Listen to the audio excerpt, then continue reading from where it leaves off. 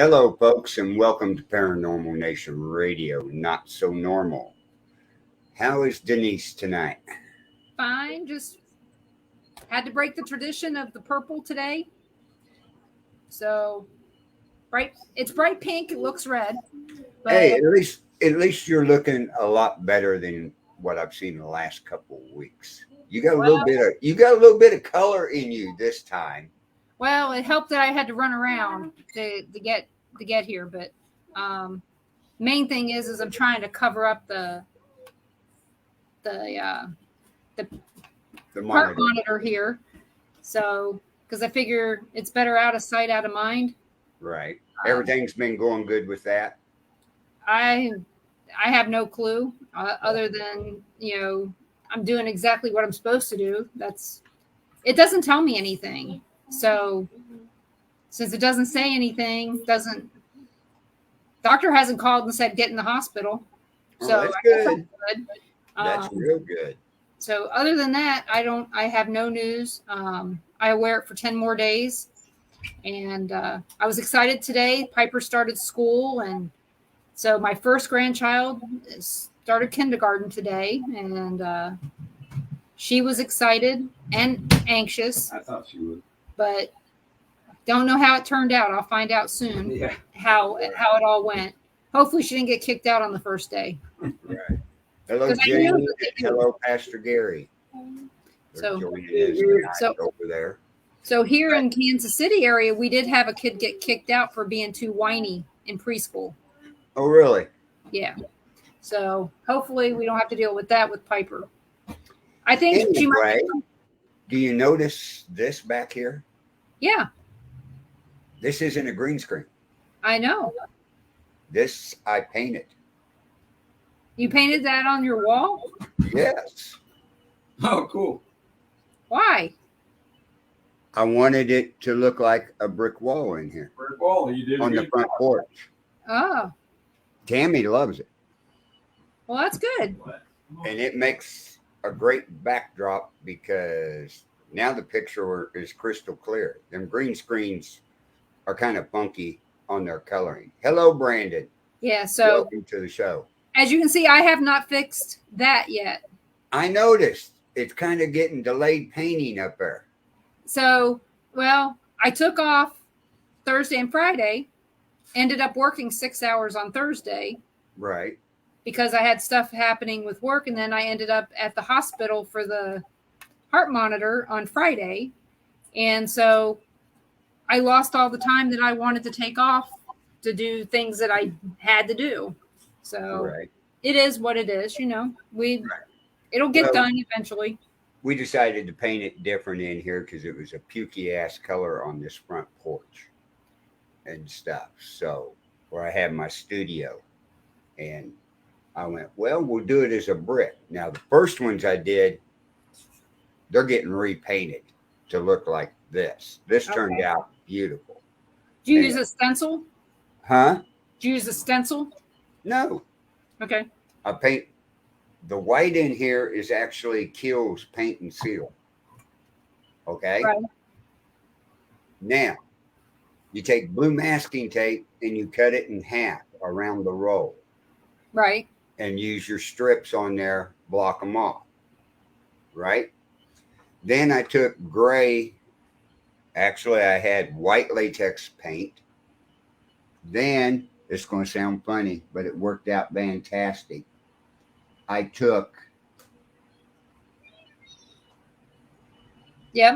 black matte and put a few drops in to get the gray color I wanted. Mm-hmm. Right? Which is the basic gray in it. Then I poured it in a pan. This wall right here is about 8 to 9 foot. Right. By 7 foot. It only took 3 ounces of paint to do that wall. Okay, because I put it in a pail. Then I took the black and gloss red latex and drizzled them in the paint and mixed it up a little bit. Then I took a sponge brush and put it on and just all the way dry, almost painted it dry out of the brush, Right. skipping and everything. And that's what created the look it has. It looks like old brick, gray old brick that's been weathered. Yeah. It looks better than the original she wanted me to do. Yeah, that looks fake. Yes. This here, I'm going to redo the walls in here and stuff and do it this way. It just makes it. And then what's going to make it really pop in here, because it's the gray with a little white and red and black in it and everything. Because it's the front porch, all the framing around the windows and around the floor, around the doors is all going to be done in flat black. Okay. It's going to give it the old building look inside of it first. Well, good job. As long as you like it. Hey, it makes a great backdrop, is what I got to say. You know what though? Anything can be painted over too if somebody doesn't like Exactly. But Yeah. we'll be here until we're gone and we're ghosts.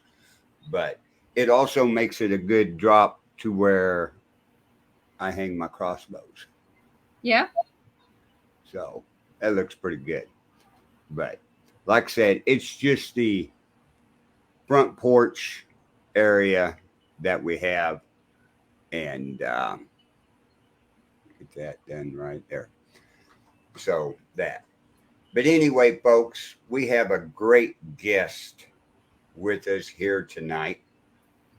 You see down at the bottom, we're part of Things Network. This show is shown over on Things Network Facebook page.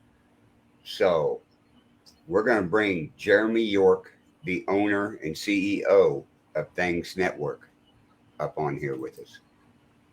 Hey, Jeremy, how you doing? Doing pretty good. How you guys doing tonight? Oh, doing great. We're doing better now that you're here. Yeah. Thank you so much for coming to Paranormal Nation Radio. Oh, thank you for inviting me. Hey, we do. I've been on a few of your shows and everything. It was time to get you on my show and stuff.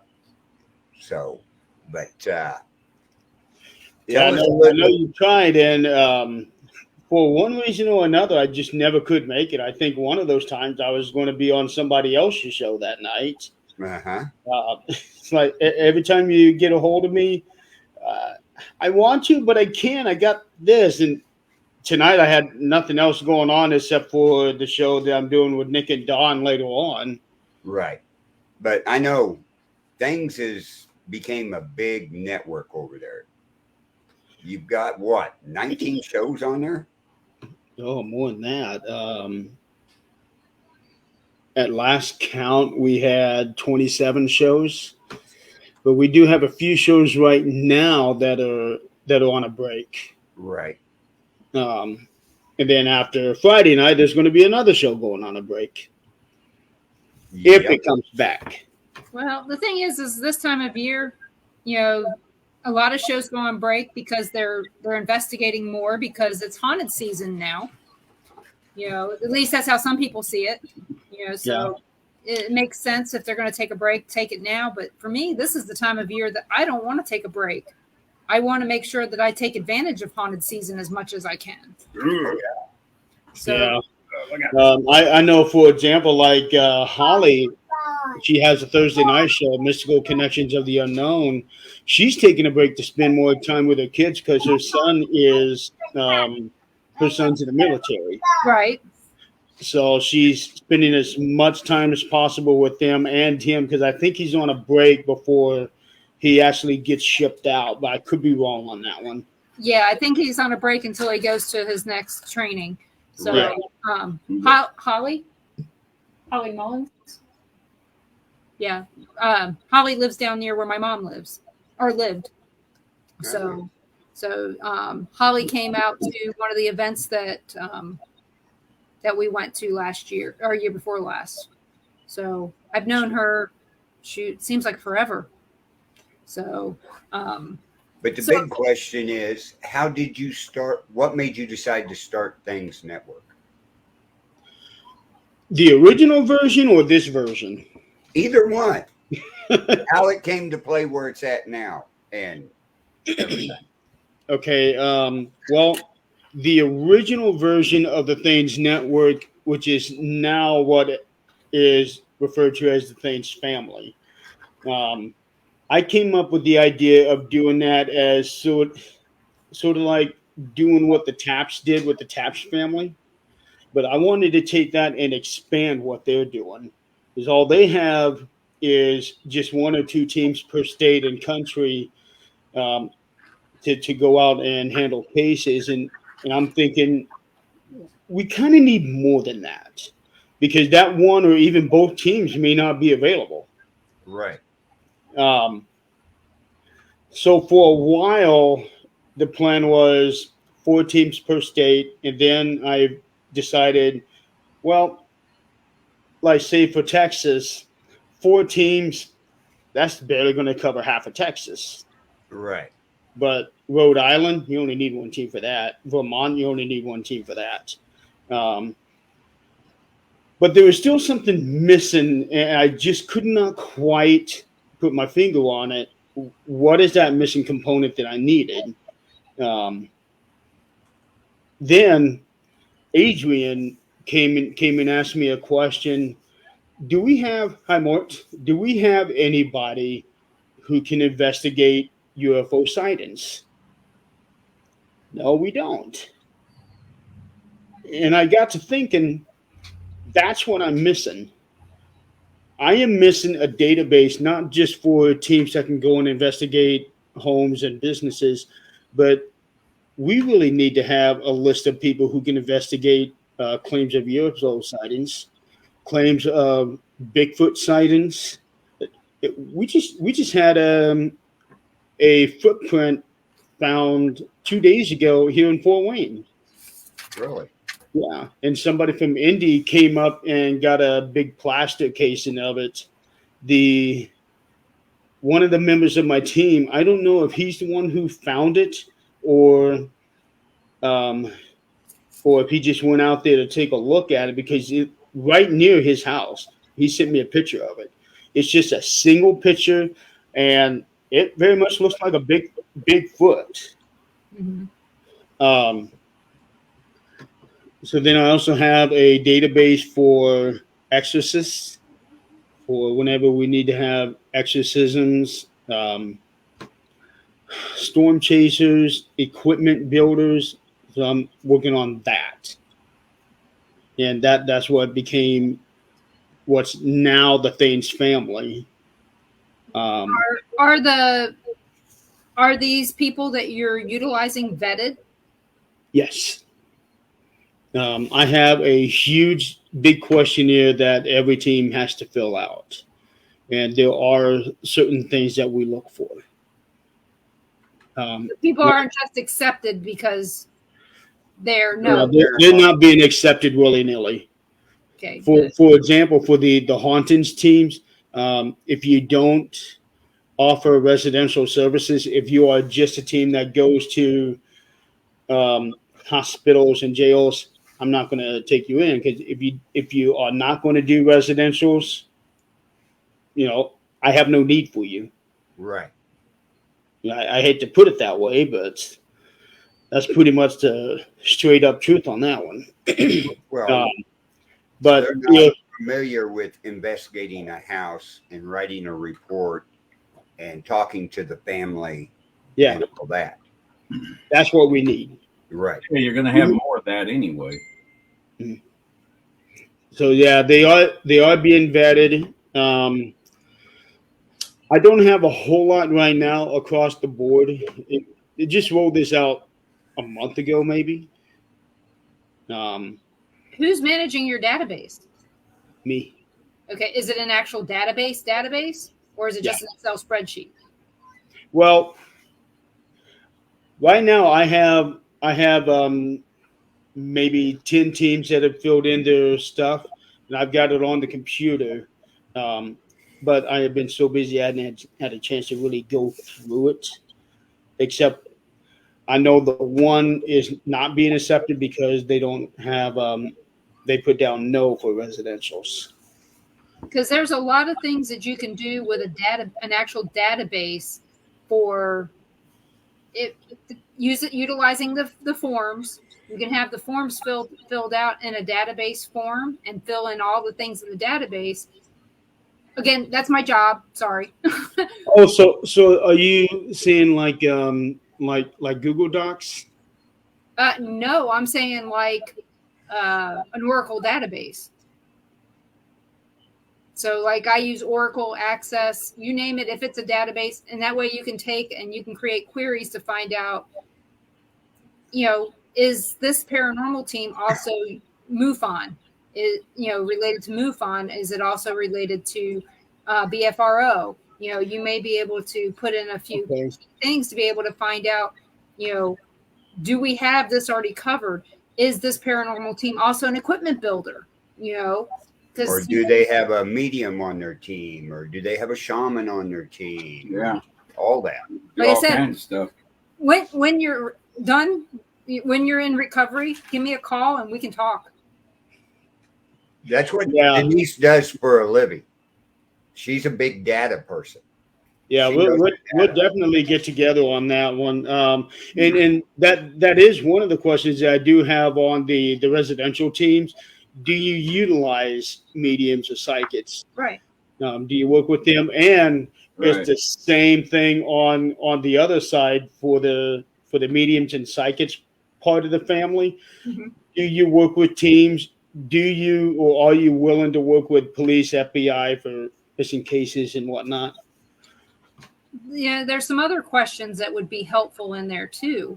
Like with the paranormal teams, what is your equipment stash? What pieces of equipment do you use? Are you familiar with? Because sometimes, some equipment's better than others. Yeah. I mean, not judging equipment on anybody, because of the fact that one piece of equipment may work great for me, but not work great for him. Or work great at one location, right? And not work at another location, right? Yeah, that's very. We've all had that happen. Yeah. Right. Well, what I can do is I can send you all of the questionnaires that I have. Yeah. And let you take a look at them. That would be great, and that way maybe I could come up with a good database format. That way you don't have to sit there and fill in all the information in all these places. Maybe we can make it to where it's they access it from your website to fill in the information. Then you have access to the backside of it to where you can do what you need to do. Yeah, everything that's on the questionnaire, it is going to be listed on the website, all of their answers, because each team and each individual is going to have a page for them. When you go to the link for the Estes Family, let's say you're looking for a team in Missouri. Click on the state of Missouri, and then you will have however many teams that are listed there.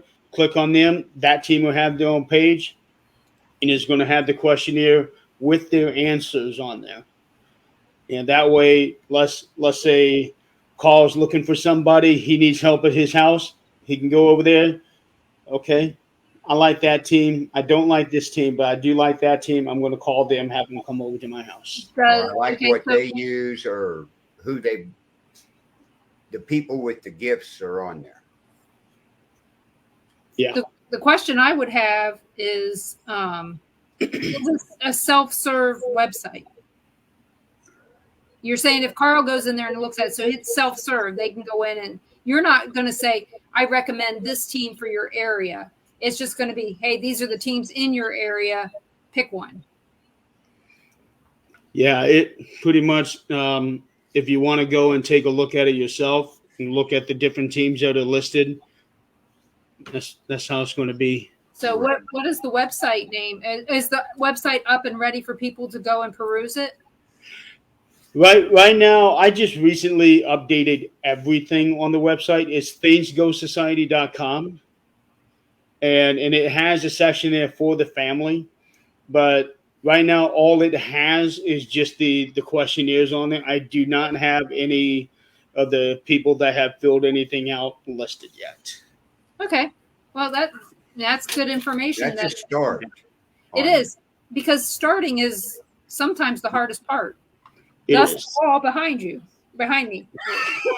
I know when you were talking about that wall, I don't know if you could see me back there, but I just started laughing. He started it, and I'm gonna have to. A few weeks No, ago. It's nothing to do with the him. paint needs to get mixed. I painted that part of the ceiling. I just want to see what the color looked like. And you can't tell what it looks Because like. we don't have anything painted. Everything in this house everything is white. We don't Right. have one picture hung, nothing. Oh, We wow. never hung a picture. We never put a hole. Well, it's got holes in the walls now, but we never purposely put a hole in it. Yeah, 4 kids later. Yeah. Yeah, 4 kids later, you got holes in the wall. Yeah. You should have seen my house when I bought it. Every wall, with the exception of the 2 bathrooms and the kitchen, every wall and all of the carpeting was beige. Yeah. Oh, Yeah. Our first house I know. We had let's see, it was harvest gold in the kitchen. Not the appliances. The appliances were brown. And 70s green is what I called it. That was avocado. And we also had some apricot color in the bathroom at our old house. And so I painted that whole house with his parents. Painted peach and blues. And you go to Johnson County, Kansas, everybody's houses, we call it Johnson County brown. It's the only color you have. It's beige. Yeah, it's all beige. Yeah, my kitchen had all the original cabinets from when this house was built in the 60s. No. So you better believe that was the first thing to go. Oh, yeah. Yeah. All of that cabinet. Yep. Our old house was built in the 60s. It was 1966. Yeah. And this house, I just had it painted these white walls with a blue tint to make it bright. And you figure we've been here 23 years almost. So it lasted for as long as it meant to. Yeah. So now it's time to do something different. And I'm going to take all the paint to the Home Depot and have them shake it up for us. Well, what I did is I painted every room in the house a different color. This room will be 2 different colors of purple, but when we're done. Yeah, this looks kind of pink, but No. like I said, it's not mixed right. It looks gray to me. yeah. Does it? Yeah, it does. Yeah, it looks gray. Well, in some spots, it's kind of a grayish purple. In other spots, it looks pink. That's because it's not mixed. No, the only thing that looks anything close to pink is your shirt. Yeah. Yeah, and that looks on the screen looks. Is that paint acrylic or latex? Probably water-based. It's a water base. Well, you got acrylic and then you got acrylic or latex. I assume that Easiest way to mix it is get you a clothes hanger, cut the hook off of it, bend it up, and put it in a drill. The easiest way to do it is for me to go when I go up to Home Depot and have them shake it up for me. Yeah, I know, but I mean, I got to go that way. I do all that when I'm working on houses. I know. Yeah, but you know what? I know. I've done that too. You're further away from Home Depot than we are. Yeah, that's true. We're 18, 19 miles. I think I can deal with that. I'm about 40. Yeah. So, because you got to go to North Kansas City for yours, and I just have to go to South Kansas, Overland Park. So, right. I'm lucky. Home Depot is about 7 miles from me. But see, we live rural. Same as Carl. Carl lives in a small town. We live in a small town, and everything's where it is. And my town's a lot smaller than you guys town. on well water then? Oh no, we're on city. We're on city water. Yeah, the only time you're on well water anymore is you're way out in the country. Here, there's rural water out everywhere around here. Our water is ridiculously expensive, though. So is ours.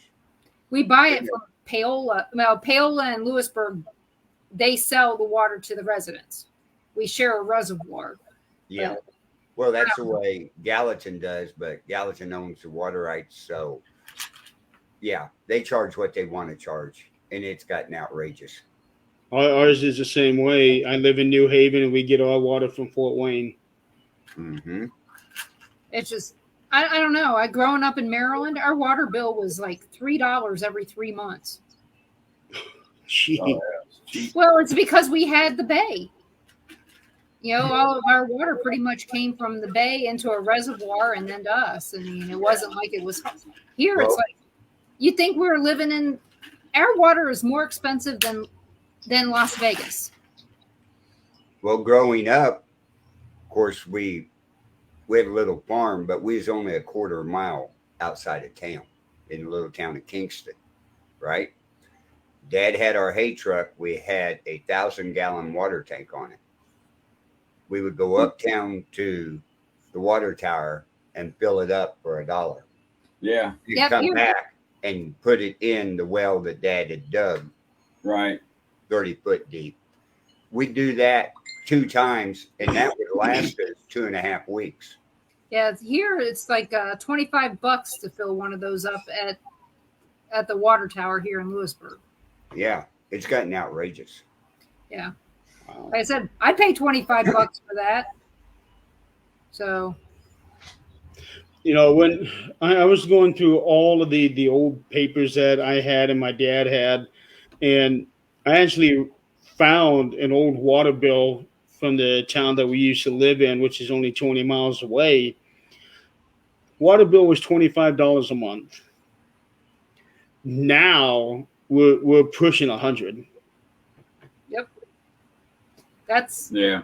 ours is our bill is water and gas together and sewer. Our water bill and our sewer bill are the same price. Yeah, same That here. basically means whatever goes out or comes in is going out. At the same rate. Yeah. And how is that? Yeah, that's not how it is here. What's going out is twice as much as what's coming in. Really? Wow. Yeah. So I guess I better stop complaining then. Yeah. Yeah. So if we're being charged $30 for the water that we use, what's going down our drains, we're being charged $60 for that. Oh, wow. Yeah, it's ridiculous. Ours runs with me and Tammy up here, and just the two of us in the house. We barely use the minimum on the water, but it's still $40 for the water, $40 for the sewer. That's about what And then you got $17 for the trash. 53 for the trash every 3 Is months. that? Oh, every 3. Now we are lucky there. We're paying $25 every 3 months for our trash. We pay it every month. Yeah, ours is 53 every 3 months, and then Lindsay said that they got to pick different trash companies down there in Florida. Mm-hmm. They had 3 different companies, and they could pick whether it's picked up 2 days a week or 3 days a week. I'm like, we get ours picked up once a week. Wow. Right. You The know, only ones that get to choose up here are your businesses because they got the dumpster. There's 3 different trash companies. One comes out of Kansas City up here. Yeah. Deppenball. Yeah. that's who we have now. No, we have Waste Management. We have Waste Management. That's who we used to have. Now we have Republic. Yeah, because I know that there a bunch of them are merging. So Who's How- Jane? The trash companies that you guys have there, how are they in terms of them actually picking up your trash every week? Yeah, every Tuesday, except today because it's a holiday. It'll be tomorrow. yeah, They come by at roughly 8:30 in the morning. I have the blue container setting out that they provide. the with trash recycling. bags in it. Oh, okay. So ours is trash and recycling on Tuesdays. One truck comes by for one, and another truck comes by for the other. Oh, Whenever, because you guys recycle the plastic and all that stuff. whatever it is they tell us we can recycle. Up here, They everything call it goes in. wrong. Everything goes in the trash bin. That's how it is for me. They send 2 different trucks. I know they sent 2 different trucks, but they probably throw it all in the same place anyway. It does. It goes same landfill. It's like, why? But you know what? They don't charge me for that extra Yeah. trash Oh, when really? it's the recycling. but they charge us, if I have more than what fits in the bin, they'll charge me extra. I've never been charged extra. Glasgow. Yes, Jane lives in Glasgow. Yeah, that's right. I was thinking she was over in UK. UK. Yeah. So Jeremy, how did you get involved in the paranormal to start with? By accident. Okay. Oh boy. So what it was is that I'm a guy who enjoys watching movies and TV shows, and I was at Walmart just looking for something new, and they had a DVD for the first season of Ghost Hunters out. At that time, I think they were on season 3. So I thought, okay, cool. Looks like a kind of show I would like to watch because I love horror movies, and I did not know what it was going to be.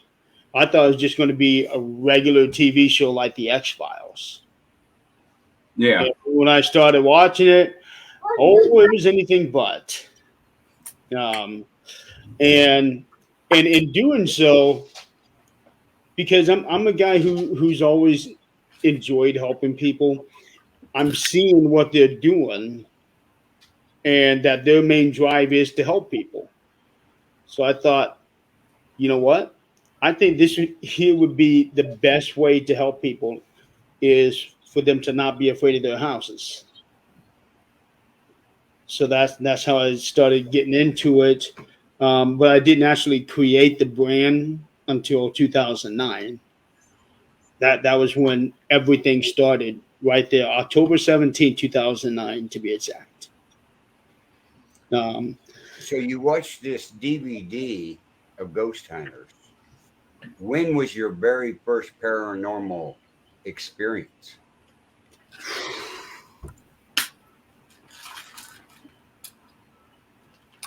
2009 was a catalyst year for a lot of people.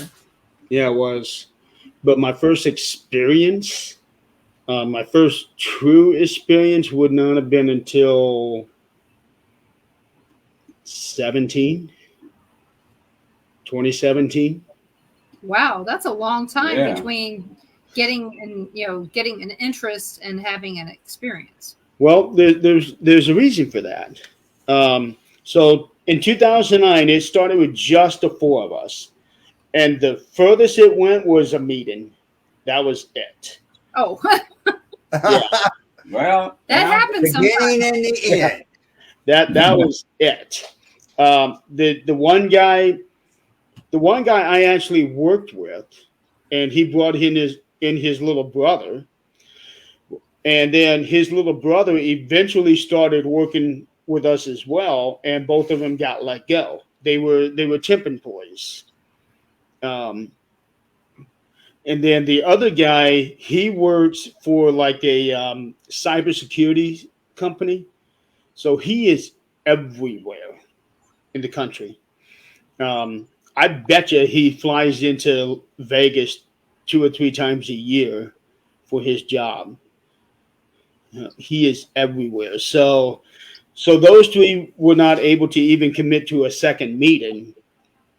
I thought, okay, I'm going to keep this brand and see what happens.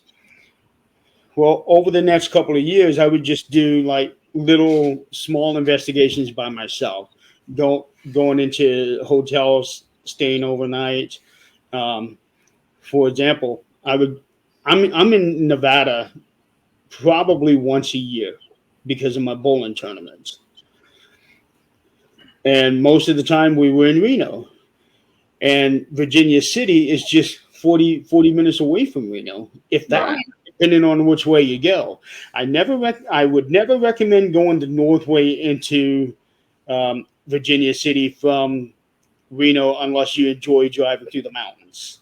Right. So I've done that one time, never again.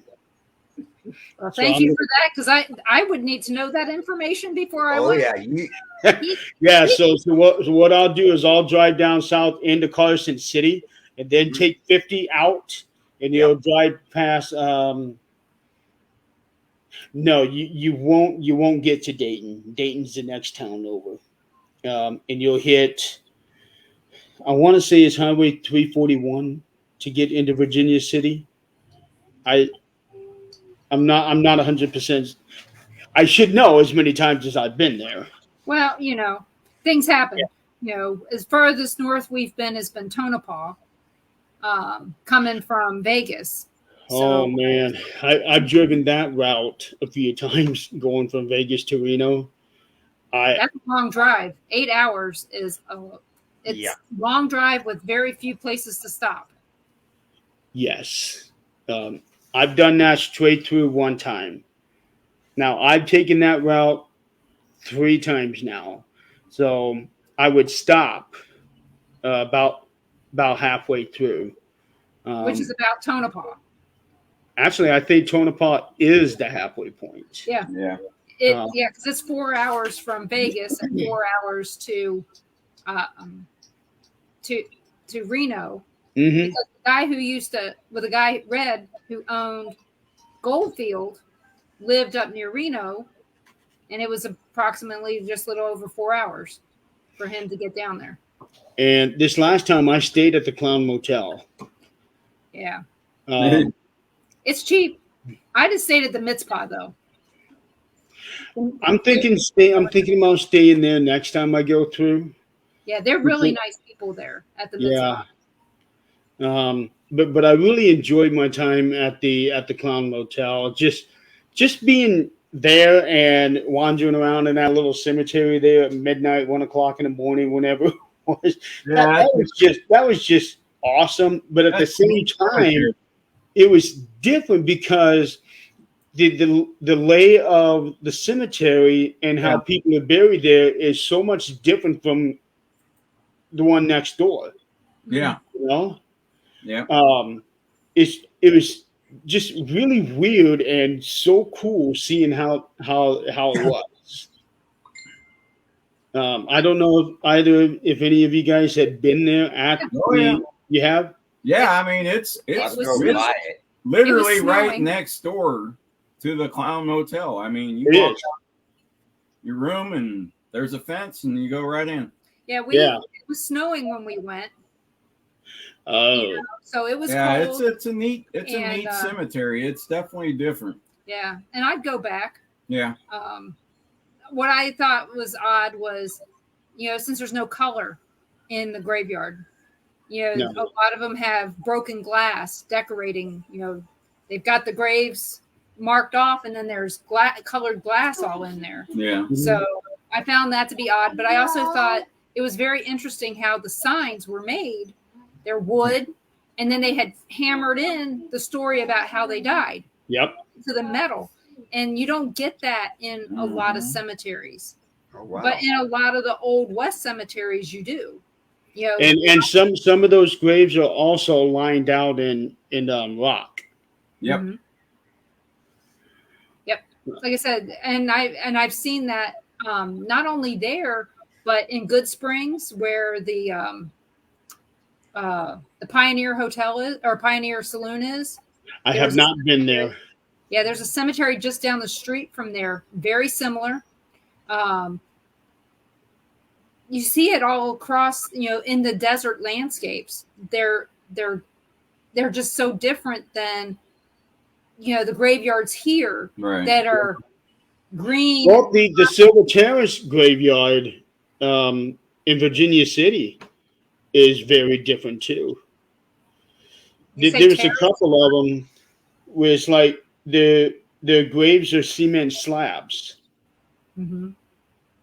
which I thought was really, really weird. And they are not old either. They look like not even 20 years old, the way that this slab is. Yeah, we have some of those here as well. Slab, or is it dome? It's flat. Oh. We have some of those out here as well. And usually it's the more affluent families that do that. And why, I don't know. Maybe they were afraid that they were going to get grave robbed. I don't know. It doesn't happen. That'd be the way to prevent that from happening. Yeah. So it's not normal though anymore. But and for some of some places, it's kind of like a a below ground mausoleum that you can't go into. Yeah. It's, but if I didn't know any better, these cement slabs are going to be the foundation to put the above graves on there. I don't know. My grandfather is buried in a grave that's 12 feet deep. 12 feet? Right. Because in Maryland, they're landlocked. So above him is somebody else buried, family member. So, and so it's my sister's. Here, my they sister's can put baby. 2 in a grave. Yeah, this is 2 in a grave, but it's 12 feet and 6 feet. Right. So. Well, you got Ron Denise. You remember going to the Kingston Cemetery? Remember when we pulled in? We showed you the plot right there. They had the stone dome over top of it, but the corner was broke off in it. Yeah. You could actually see the wooden casket. Yep. Down in there floating. Yep. So it's kind of similar as well, but maybe they were trying to keep the ground from sinking. That's why they use concrete. I have no idea. But what's unique about Silver Terrace is that it's not just one big cemetery. It's like 5 or 6 smaller cemeteries that has been combined into one. Because when you're walking through there, you can see the different spots that, okay, this here is one cemetery, that there's another, this is another here. You can see where the dividers are. That tells you the boundaries of each cemetery. That sounds like the one. Remember the one I took you to in Kentucky? Yeah. In Pikeville, Kentucky, there are multiple cemeteries in the town. One is on the college campus of Pikeville University, or University of Pikeville. Yeah. Don't ask. I have a long story to go with that. But there, if you look it up, the grave of Octavia Hatcher. Okay. Story goes she was buried alive. She died from sleeping. Well, she had sleeping sickness. They buried her. And so, needless to say, they realized that they had buried her alive after they had her buried for 5 or 6 days. She woke up, found out that she was buried. Yeah. A little bit too late. And she ended up dying. So how did they know that? Because they dug her up when all these people started waking up from sleeping sickness. So they went and they dug her up, and when they found her, I was going to say 5 days later, they went, you know what? I wonder if she really was dead. They need to go. So in her wooden casket, she had scratched so much. One of my teammates tore out her fingernails. So that's how they found out. She had died, but she got sleeping sickness, but she had a baby that had been stillborn not long before that. And so they think she died of a broken heart eventually, was what caused it, is what they thought. But she was related to the Hatfields and McCoy tragedies. But their graveyards are like that too. There's like 12 or 15 graveyards on the University of Pikeville campus. Okay, now straight across on the mountain next door, that you can see it, the Dill Cemetery, where the Hatfields and McCoys are all buried, on the side of a mountain. So, but yeah, you ever get a chance to go there? Go. It's interesting to show you the Appalachian funeral. How Appalachian graveyards are. What city is this in? Pikeville, Kentucky. Okay. It's near where Holly Mullins. It's only 3.5 hours for me to get to the Kentucky border to get to Louisville. It's eastern Kentucky, near Williamson, West Virginia. And so Pikeville is the county seat of Pike County. It's further down. Yeah. Okay. So you go down if you ever go to visit Holly, she'll tell you where to go. Holly lives north. Holly Mullins? No, I was talking about Holly DiMaggio. Oh, that's a different Holly then. I thought you were talking about Holly Mullins. No, she was the one I was talking about with the Thursday night show. Oh, okay. Well, luckily we didn't talk about that on here. Okay. So, but yeah, Holly Mullins is who I was talking about. So Eastern Kentucky. So from you. I'm not familiar with her then. No, it's approximately, it's probably about 8 hours from you. Okay. So it's right on the West Virginia, Kentucky border. You get to either one pretty quick. So okay. So that's okay. I've got a clear idea. Like you guys were talking about people that were buried alive. You remember years ago, they used to have a string and down in your casket with a bell. I was just thinking about that. I know. And I was just thinking how about would you like to been the guy taking care of the grave sites, walking around at night and hear ding, ding, ding, ding, ding. Oh, I gotta go grab the shovel. Well, the thing is the sleeping sickness is what caused that to happen. And Octavia Hatcher's husband, after all this, he decided that he wasn't going to be buried. So when he died, they had him put him in a glass casket at his house so that in case he woke up, they could get him out. So that's one of the stories that they say helped create that bell in the graveyard. So is it true? I don't know. But they have the last two stories right there. They actually have that as one of the legends of Decatur, Indiana, which is the one that's 20 miles south of me. They talked about a guy who was buried with a glass case because he was worried about being buried alive. And they left his casket, or not the casket, but the whole thing where the casket was laid into, unsealed. So what the kids would do at the time, they would go in and they would shift that thing just enough so they could peek in and actually see him. Oh, yeah. Yeah. So they ended up moving that and sealing it after they knew for sure he was dead. I would say about 5 or 6 years laying in there. Yeah. Yeah, he ain't moving, so I guess it's time to cover the rest of it up. But so that was one of those fun little date nights that they would have back in the day. And then the other one, same thing with the whole ringing the bell. They kept saying that's where the term dead ringer comes in. Right. I think that's where the term Saved by the Bell came from.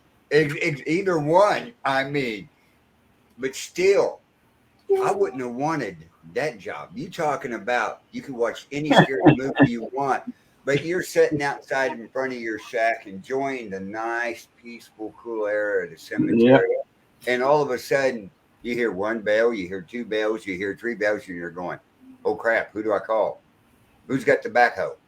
The grave diggers. How do we know that the wind is not creating the bell? Right.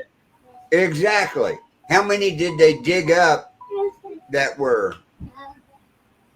still dead? What they really should have done is put some sort of a cover over that bell so that you could still hear it, but the wind would not disturb it. Yeah, but it's still kind of. Or after you're declared dead, just chop their head off and it's done and over. Well, nowadays you don't have to worry about that. I like you thinking. You're getting embalmed, so there's no real chance that you're alive in there. They've had people waiting to get embalmed in morgues, beating on the little thing they're put in. It's like, I was going to try to get a screenshot in a second. You were frozen, so I was going to try to get a screenshot because you had this wide open mouth like that. So I was going to try to get a screenshot for him. Yeah, like Jane says, I wonder if them bells are still out there, if they would ring today. Yeah. Who knows? That'd be weird to walk into a cemetery and walk around looking at the graves and see one that's got a bell on it. That would be different. Maybe I should put that in one of my things I'm going to be writing up for me. Maybe that's what I ought to do out there at our cemetery is make a stick with a little deal over on it with a bell on it, and have it out there. And people that drive by on the gravel road right there in the cemetery would look over and see that and go, "What the hell?" And maybe rig it to go off like once every 3 hours. Yeah, have a motor where every 3 hours it goes ding, ding, ding, ding, ding, Yeah. Or have the game cam hooked up when they're driving by and the video picks up. It would remote control the bell to start ringing. Yeah, the bell will ring and have a voice go, "Let me out, let me out." Oh, yeah. Somebody would be calling a news station in a heartbeat. Oh, they would never come out then. Can you imagine if a team was out there investigating that would have happened? Oh, yeah, especially if they didn't walk the whole cemetery before dark came on to see what was out there. And they're out with their recorders, their equipment and everything, and all of a sudden they hear ding, ding, ding, ding, ding, ding, ding, ding, ding, ding. Yeah. Yeah, you would see a bunch of them either running towards it or running to their cars. Yep. It would probably be about half and half on that one. Pastor Gary, my other member on our team that takes care of the cemetery and mows it down there, he says he's going to hang bells on the crosses that we put out where we found graves. Yeah, we need to, speaking of the cemetery, we need to start figuring out our camp out. Yeah, we do. I was thinking probably early November. Yeah, the earlier in November you get, because middle of November is deer season. Yep. And that cemetery is right in some of the best deer hunting country there is. Yeah, we wouldn't want to be out there anyway. No, one of the last times we did it, we had the guy that's got the timber next to us pull in at 8 o'clock in the morning to go deer hunting with a bow. I was like, well, we seen them last night walking through the cemetery, but they're not around here now. But yeah. You were just at an investigation this last weekend, weren't you? Or was it 2 weeks ago? Yeah, 2 weeks ago. Where was you at? I was at Wildwood Sanitarium in Salamanca, New York. And I was there from Thursday until Saturday morning.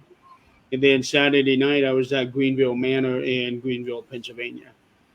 And all of this was involved for the filming of the documentary Paranormal Puzzle. With you and I research that is slated to come out on Paraflix in October. Good. Yeah. And what's really cool about this is I am very good friends with you and I research. This is the team that's doing this documentary. And they asked me last year about being a part of it. Yeah, I would love to be a part of this thing. Are you kidding? Why would I say no to that? Right. So, so I started thinking about everything, because under normal circumstances in May, I would have been cutting all my hair off. Mm-hmm. So because of the documentary, I decided to put that off for a year, because more people identify me with the long hair than anything else. Yep.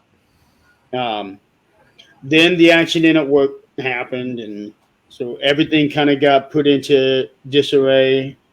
The filming for these locations were originally supposed to be in the fall. And when this next surgery here was being scheduled, they were thinking it was going to be late September, early October. So I called them up and I was like, hey, I'm either going to have to back out of this, or we're going to have to film my portion when we can, because I wasn't exactly sure what their plan for me was. Right. If it was to be actually investigating, doing the experiment, or if it was just to do interviews. I had no idea. Right. So the next day they called me up. How does July sound to you? Okay. So that was the third location I was going to be a part of, which is Wilson Castle up in Vermont. Right. And so once everything got situated, I thought, okay, I will be doing this documentary.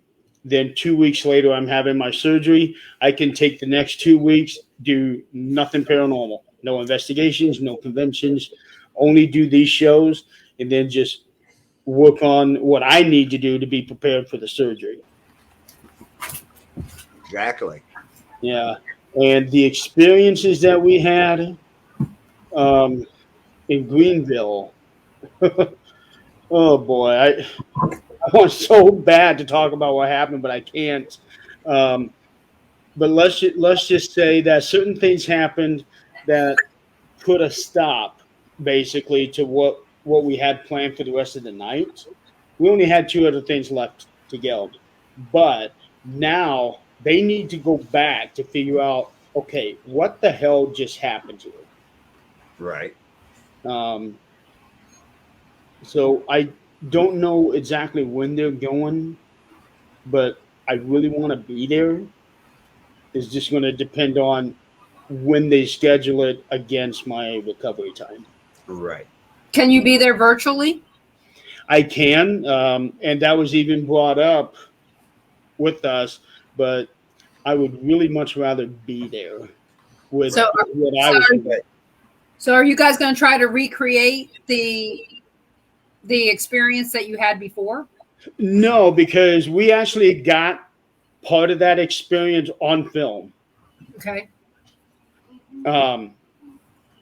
But my particular experiment, the one that I really wanted to do, was going to be done the very last thing. Okay. And there was another experiment, I forget what it was really, that was going to be before mine, but never got a chance to do that. Mm. We were actually on a small break when this happened. So they're going to be going back, and so that they can, 1, go ahead and do that experiment, and 2, try to figure out what happened the last time. And I really want to be there for that one. But the virtual investigations, we did that on the Paranormal Giving Tree with Denise and Ron. Yeah. And I'll tell you what, I'm really impressed with the virtual investigations now and stuff. Because a lot of times, like Denise's health, she couldn't go certain places and everything right. But the virtual part, they're right there. They're hearing everything. They're seeing everything. You know, that could be part of the future of investigating, just like you're setting these teams up on there. Another question put on there: would they be interested in having somebody virtual on there with them with their investigation? That is a good question. I didn't think about adding that to because a lot of teams don't have a medium or shaman or whatever, right? This way they could have a medium there with them on their phone live. Adrienne actually did something like that in Colorado when she was doing a residential. She called in our friend Chrissy, who lives here in Indiana, and she utilized her that way. So they were doing remote viewing? Yeah. We kind of did. We were doing this long before it had a name. That's what's really strange. Yeah, but you was also doing a lot of. Well, that's just it. Sometimes you have to do something for the first time without really knowing what it is exactly you're doing. Yeah. Well, it worked out good for us on the Paranormal Giving Tree down at the cemetery. We had Denise and Ron. That's where she got notified about the portal. And we had two other people in the chat room that were watching was also telling about the portal. So you had more people. You had one actually seeing it live right there with you, but you had people watching it that's seeing it. That way you get more in it. Now I don't know how that would work with doing a personal house investigation. It would work the same way, I would assume, only because of the fact that, if it's good enough for Joe Citrone, it's good enough for me. Yeah, because he's the one that really brought it up on the show. He's the one who gave it a name. Yeah. Because at the time when we had done this before, it had been, hey, we're watching from here and this is what we're seeing. I mean, basically people have been doing it a long time. They just didn't call it a virtual investigation. No, a lot of them called it remote viewing. Right. And they were just taking people who were, they were going live. The team was going live, and people in the chat room are typing in as fast as they can. When you went out there a second ago. Right. But now you've got one of your members, say like you're laid up during recovery, and some of your people are on an investigation, and they want you to see and hear what they go live. You're right there seeing exactly what they see through the camera's eyes. Mm-hmm. And hearing. It worked real good. I turned the phone around, my camera around on the backside where they wouldn't see me. They seen the cemetery. They seen Ron and Denise. Right? So everybody in the chat room was commenting. I could see that. And we was walking around doing different things. We got down by the portal. I set the phone. I had it on a tripod where I could set it there and do stuff. And it worked out real good. We did that for 4.5 hours. So yeah, you guys were the only ones who went live, because we were unable to go live ourselves because of the Wi-Fi connections inside the jail. So I need to figure out a way around that so that I can be able to hold on to a signal, have something with me that will shoot off, because they've got two routers in that building. Maybe you needed some repeaters. One at the back. Right. You need a repeater, or get you a mobile hotspot that picks up good signal and carry it around. That's the other. We did it. Actually, I did the whole thing on 2 to 3 bars of signal. Yeah. So I didn't even have that. Yeah. But we went live that night and everything. I didn't know we were the only one until I talked to you about it and everything. Said how many people went live, because I went on Things Network to see how many of them went live over there, and I was like, what happened here? I was trying to get some of the other locations to be a part of it, but nobody did. But I'm hoping, and plus I didn't have a whole lot of time to work with everything. Right. But next year I'm going to try to get it to where we do it sort of like how they did on the Halloween specials of Ghost Tunnels, where you have that one host. Let's say, Carl, you're the host. Right. We have you're the main guy that everybody's talking to, and then you go to each location however you see fit, or I'd be down in the green room and I'd bring them up and say we're at this castle, or we're at this other Waverly Hills, we're at different things like that, and do that for a couple hours and back and forth. And that was how I wanted to do it this year, but nobody else was going to do it. Well, you know what? We'll find a way to get it done next year. We will. And and I can get some pointers from James McDaniel.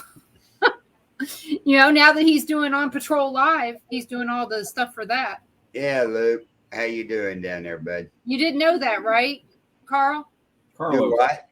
That he's doing all that. James McDaniel from the Tennessee Wraith Chasers show, the Haunted Live. He's now doing OP Live, On Patrol Live for Reels. He's doing all their social media stuff. Oh, really? So I could get with him and talk to him and get some pointers. Oh yeah.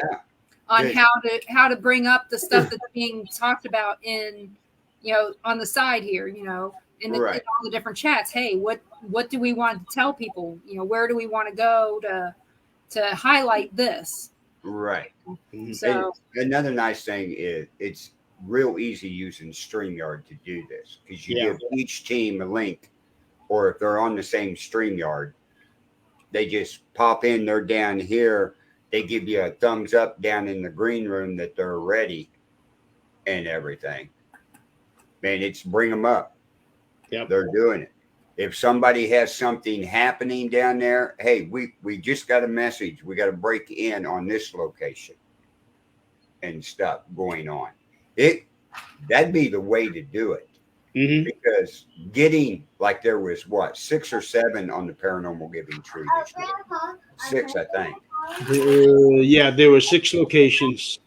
If 6 of us, even though some of them were in the UK in different time frames, there was a lot of us that were going to overlap on time if we went live.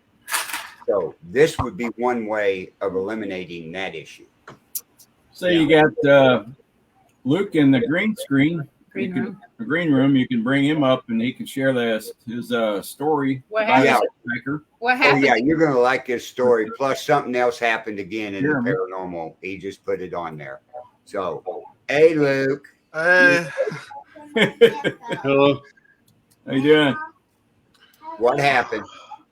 Uh-oh. Mate, I've been out all night with my friends, right? Yeah. And one of my friends, Josh, still lives over where my mother lives. So my mate Kai had to take him back over. It happened again. It did? You pick this up again? Okay. Listen to this. So Dan and Josh are sitting in the back. It's a Ford Fiesta. You got to fold the front seats down to get everyone in. You know what I mean? Yeah. Ford Fiesta ST. So Dan and Josh are sitting in the back. Kai's in the driver's seat. He hasn't drunk a drop all night. I'm sitting in the passenger seat. And we're driving down past that road where I was on about. Remember when I first went down this road, I was sober as a judge. Right. So driving down that road, and Kai sees something on the side of the road. I don't see her this time at first. I don't see nothing at first. So he sees something, and he's just like, "What's that?" I said, "Oh, don't start now, but I've had enough problems with this road. I ain't starting this now. No way, no how." And he turns around, he said, "No, there's someone walking up this road." So he stops over like that, and then he turns around and he says, "What are you doing out here this time of night? Because it's 12 o'clock now. I got back in about 11:30. No one goes across that road at that time of night. It's just because we've been down the Iron Dragon all night. It's just because that's the reason we were over there." Right.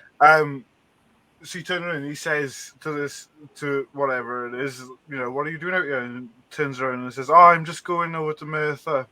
And he was like, "Well, we're going to drop Josh off now and then go back." And I turned around and said to Kate, "There's no one there. There's no one there."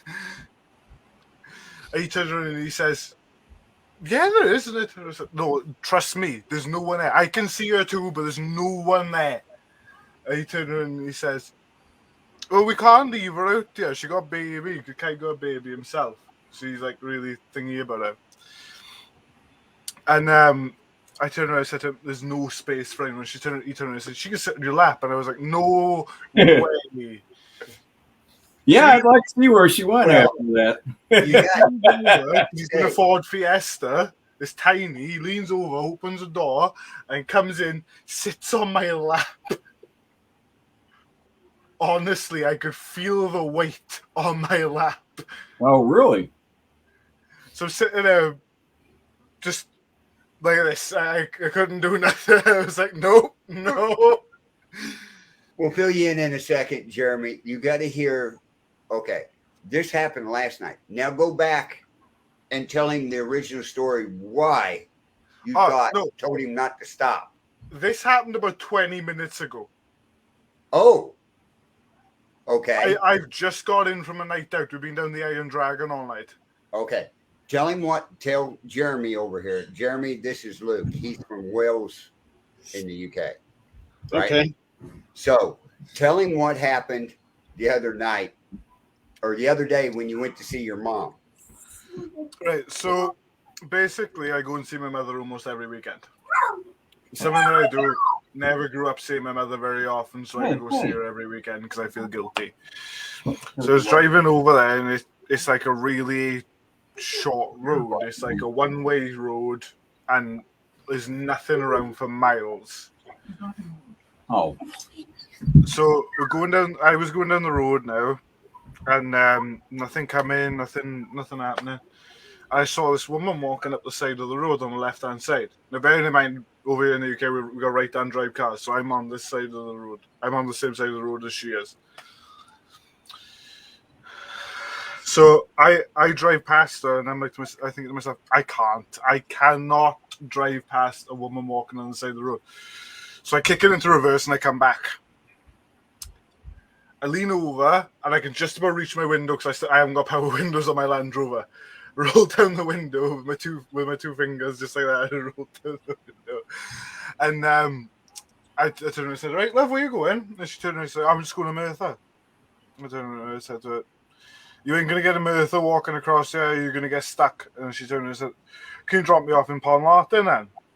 So that's the next village over from where my mother's village is. I was like, "Yeah, I'm going that way anyway." She jumps in and starts driving down.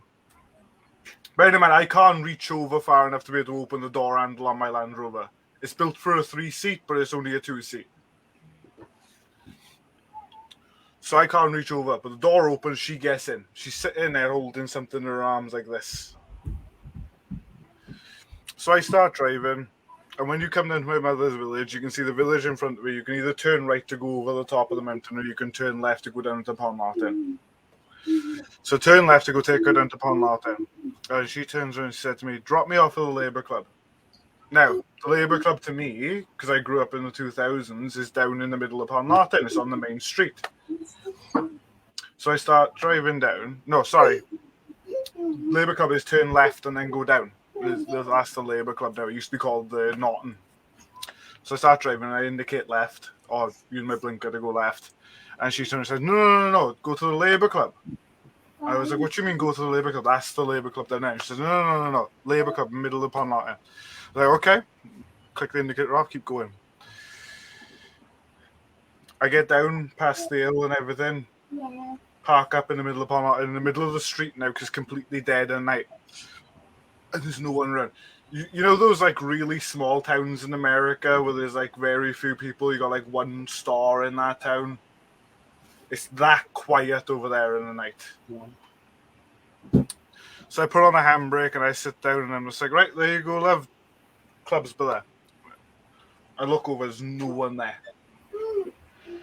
No one there at all. And I got the heaters on full blast because it's like -2 out at the moment, -2 degrees Celsius.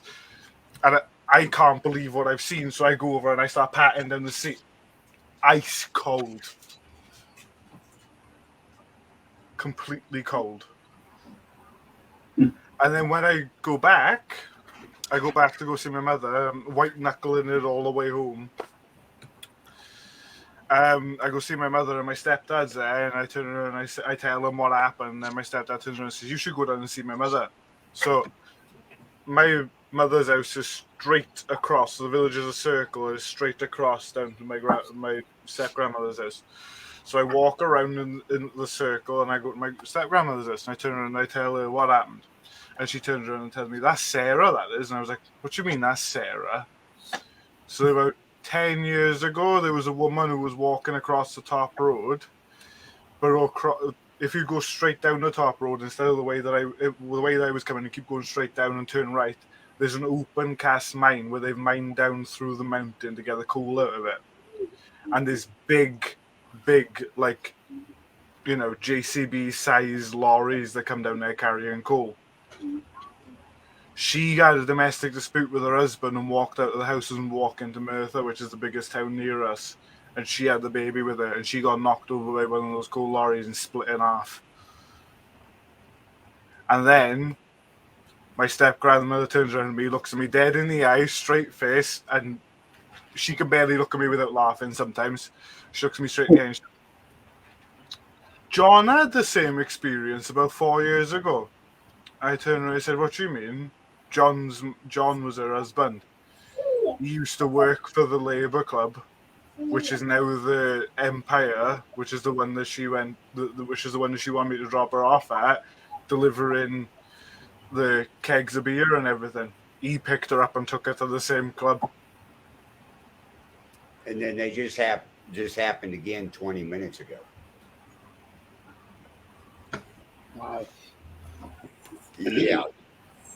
That's And Luke didn't believe in the paranormal before. no. We'll put it this way. He blames me. Believe her now. Yeah. He blames me. Yeah. 6 months ago. Welcome to the club. Paranormal this, paranormal that. Blame me. We started watching Denise's show and this show and seeing some of the equipment and things, and everything has started happening to him. Stuff in the house is moving. Right. Let me finish this story about 20 minutes ago now, though, because I didn't finish it. Okay. So he stops to the side of the road. She gets in, sits on my lap, and I'm just like, nah. Josh and Dan are passed out in the back, like I mean completely dead to the world. Because they've had way more than I have tonight. And carry on driving and everything. And he was like, how'd you get the pond lot in? And I turned around and I said, you go left. But she's not going to tell you to turn left. She's not going to tell you to turn left again down to where the Labour Club is. Now she's going to want you to go down through Pond Lot into the Empire Club. And he was like, how do you know that? I turned around and I said, trust me. Trust me. So he carried on going, and he said to it, turn left, being now to go to the Labour Club? And she said, no, keep going straight. I want to go to the Labour Club. Drove down into the middle of Pond Lot then. Parking brake on right in the middle of the street. The Indian takeaway was still open at this time, though, because it was only 11:30. So I did stop and go get myself a little bit of a curry because I was really hungry. After all of this, settle my nerves. Stops. And bear in mind, she's sitting on my lap, and I'm just like, I close my eyes and I turn around and say, 3, 2, 1. I open my eyes, gone. I look over to the side, Kai's sitting there, white as a sheet. And how cold was your lap? Freezing cold. And she talked to you all that time too, right? Yeah. Yeah, because the last time you didn't remember what she looked like or anything other than blurry. No, I can tell you exactly what she looked like. Okay. So she had facial features this time? No, last time as well. I was telling Carl earlier, I was rushing through it last time because we were getting towards the end of the show. She got blonde hair, skinny lips, little button nose, and brown eyes. And I told that to my step-grandmother, and she said, that's exactly the same. And I told Carl last night, because I went down to my step-grandmother's the other day because I want to take her down the park because she's in a wheelchair now, so I decided to take her down the park and walk around the lake and everything.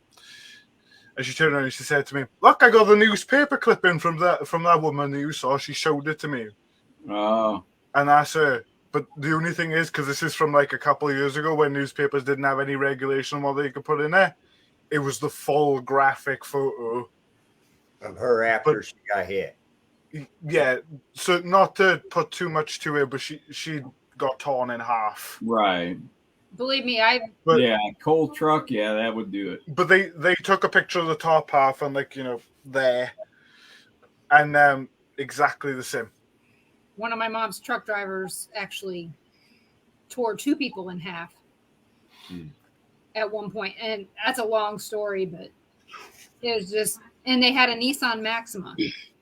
So Jeremy, if you know anybody over by Wales, you need to have them go down and check out that road by the coal mine. As a matter of fact, I do. There's probably some pictures of. There's actually a team that is in Wales. Really? There's probably a picture of a woman, That you said this happened 2 years ago. Get the road and have them drive down back and forth and see if they find this woman. Well, talk to Luke and find out what time that he drove down this road those 2 times, because if it's residual, it may be daytime and nighttime. No, both nights. But when I went over there the first time, it was a lot earlier than it is now. You know, when you were doing that countdown 3, 2, 1, I was halfway expecting somebody to be on the other side of that curtain to rip it down. Scared the crap out of you when you did that. That would have been perfect timing, but it would have been. But no, as soon as you started that countdown, I was waiting. Someone's going to get him. I knew kind of when he put that in the comment, it happened again. I was like, oh.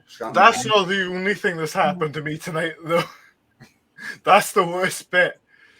So, the Iron Dragon, which is the pub that I go to most frequently now, I love it because it's got this massive, like, really beautiful wrought iron dragons outside. 2 of them on either side of the door.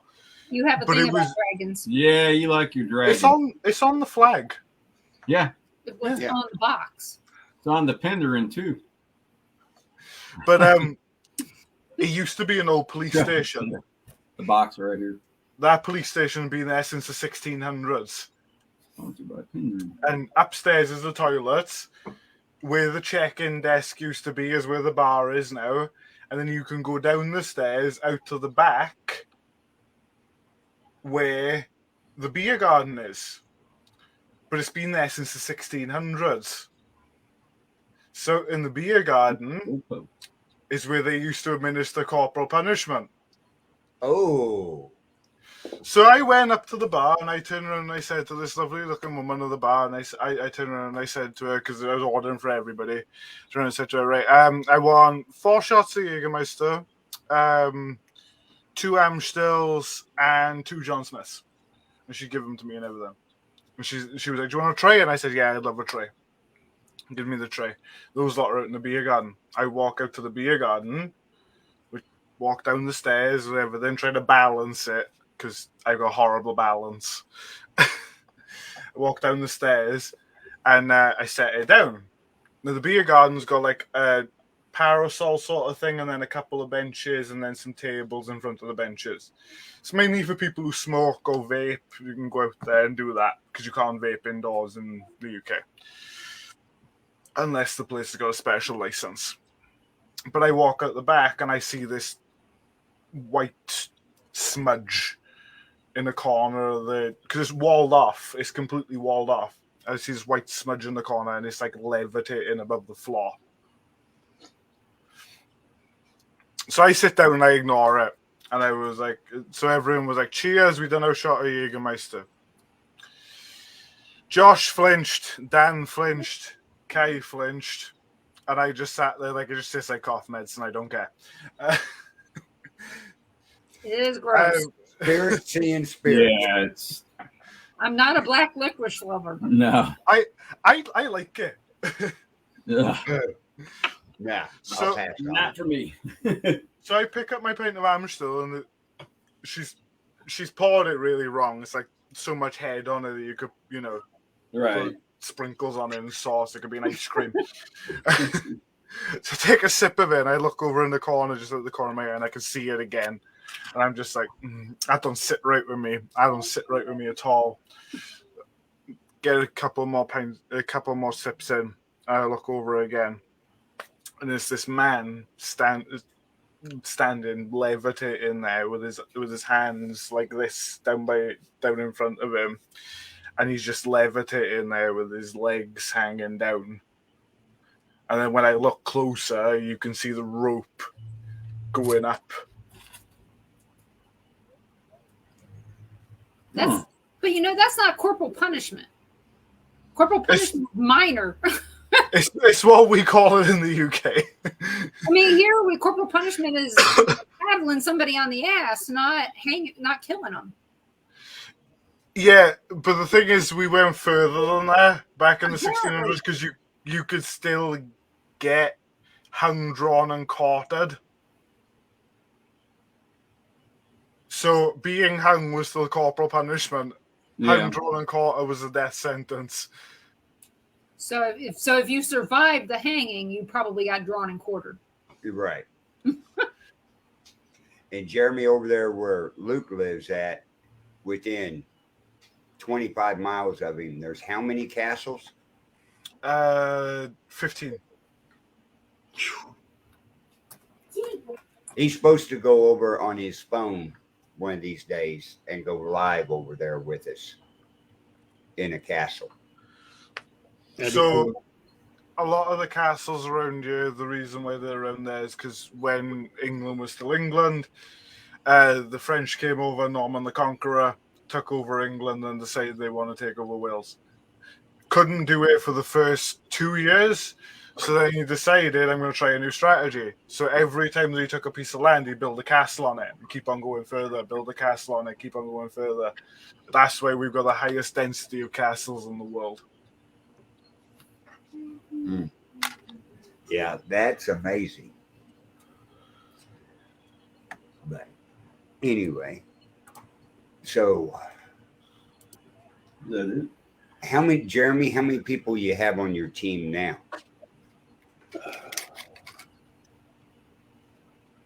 20. But that's everybody. That's Right. including Nick in Chicago, Zach and Adrian in Colorado, Jennifer in Utah. That's including all of them. Right. Now they're all part of the 13th dimension, correct? No, the 13th dimension is just a podcast. Oh, that's just a podcast. That's not Yeah. the name of your paranormal team. No, Things is. Okay. Things stands for the Hoosiers Investigating New Ghost Society. Oh. Yeah. It's a mouthful. Yeah. Well, that's just like our team is CC Paranormal Team. CC actually stands for Caldwell County, where I started it at. I had a feeling that's what it stood for. Yeah, but it's just shortened because you try writing Caldwell County Paranormal Team on something and it's 9 miles long. So I just shortened it down to CCPT, and it worked out real good that way. Yeah, that's why I came up with Things, because I like the whole anagram thing. And then now there's things this, things that, things this everywhere. Right. Because it's things that people see, things that people hear. You know, it worked out perfect. It did. That type of name and everything. Yeah. Now, you got a show coming up this Friday. Hello. A special show, actually. Right? 13th dimension. 13th Dimension. Tell everybody watching here, because I want them to go watch this show Friday night. Because you're going to see something that I don't think anybody's ever seen before. Probably not. So as everybody's aware, I am having surgery on Monday morning.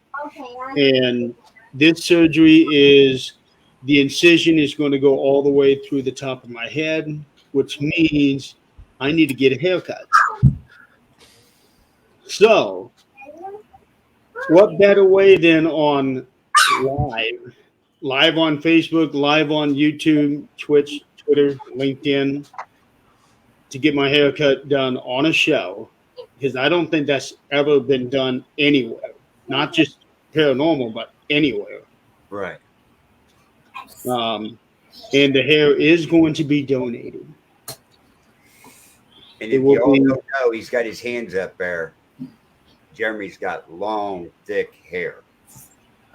Very long, thick hair.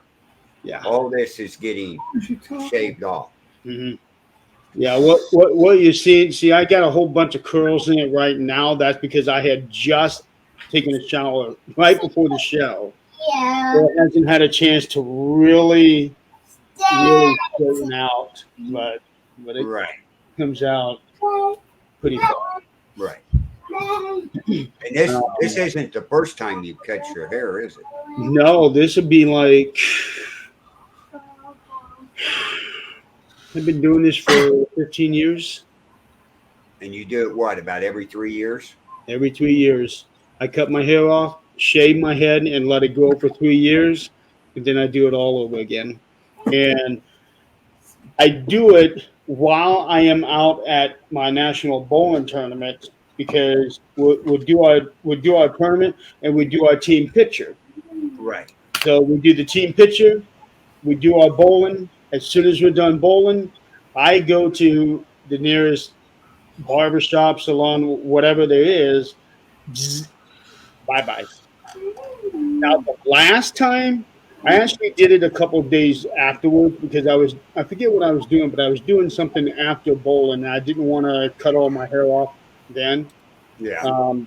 So I did it myself at the Monte Blue Casino. No, I'm sorry, Montego Bay Casino there in West Windover, Nevada. Right before you get into Utah and drive to the Salt Plains. Yeah. I did it in my room there. And I'll tell you what, it was different doing it yourself. Yeah. Trying to make sure you have everything and also shaving your head. It's different. Now, who's going to be there with you to cut your hair?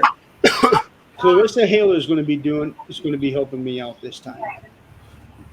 She has a show called Unveil Paranormal, which is currently on break, but she is, as far as I know, coming back next week. She was going to come back this week, but because she's coming over to the house to do all of this, and her show is literally right before mine. Right. And it would take 45 minutes to get from her house to mine. Yeah, I have had her on my show, and I've been on her show. Yep. Yeah. No, Yeah, that's why this network and Things Network, a bunch of us know each other, and we've been on. I've been on 13th Dimension. I've been on Supernatural Things with them. A lot of different podcasts. So, folks, tune in to Things Network over there and the Billerites Network. And also, Temple of Phoenix Rising Entertainment that we're live on. Mm-hmm. Right. Which, by the way, Carl, I'm still waiting on your answers from the questionnaire that I gave you. Yeah, I've got to get that sent in to you. What do you think? What do you think of that information I sent you on the UFO? You know, I meant to read it after I got done with the show, and I had another show right after that. And by the time I got done with that show, I was so tired, and I just hadn't even had a chance to go through it yet. You just need some time to get abducted, and that way you'll have time. Maybe lose some time in here is where you I keep saying, because of everything that I do, I keep saying I need 5 of me so that one of me can take a nap. That was me today. Today I went back to work after having 5 days off. Like I said, I didn't get any time off for real. And I had to lay down around noon today because I was just having such a rough day. But that sighting in Smithville and Cameron, Channel 4 down in Kansas City even picked it up and did a story on it. Apparently they're running out of shit to do stories on here. They must have, but because with all the murders in downtown Kansas City that they don't want to cover. Right. So because the lovely mayor there, not our, I don't live in Missouri anymore, and I don't live in Kansas City anymore, but they focus on it's kind of unique, something that large that they described that only 3 people have reported seeing it. And there's no pictures. And they're all related, I'll bet. We had UFO sighting in London not that long ago.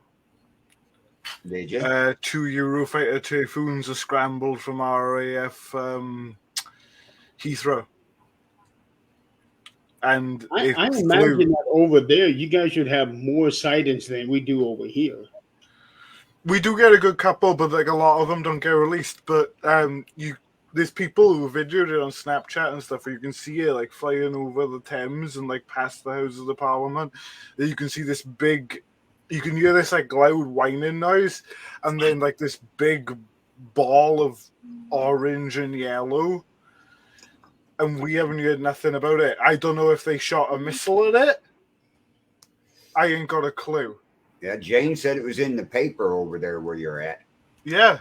because she's in Glasgow. You know, I would think that with all the cameras in London, that they would be picking them up as well. But if they're not sharing them, you're not going to know.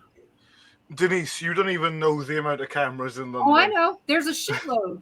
And I don't even know if that's the official term. But I know. But they're also probably owned by the government. Well, here's what I'm thinking. Yeah, we're going to we got all these cameras everywhere, but we never seem to get, all of these pictures of them.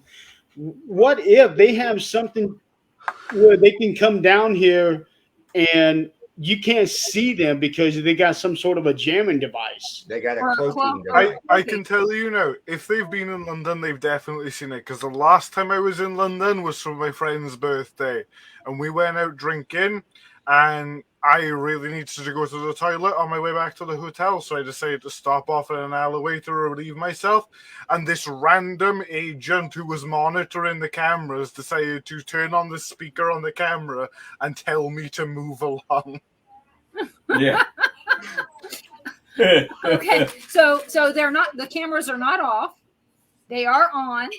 And somebody is monitoring. But they're looking down. They're not looking up. It doesn't matter because of the fact that they are pan, tilt, and zoom.